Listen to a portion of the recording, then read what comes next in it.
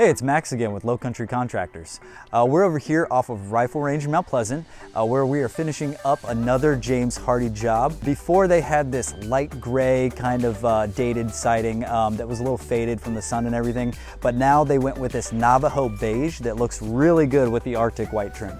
So we love to use James Hardie because of the durability and the quality of the product. And we especially love to use Color Plus because not only is the color baked on, but it's UV resistant and there's less fading than a traditional paint. So it's just a great product overall.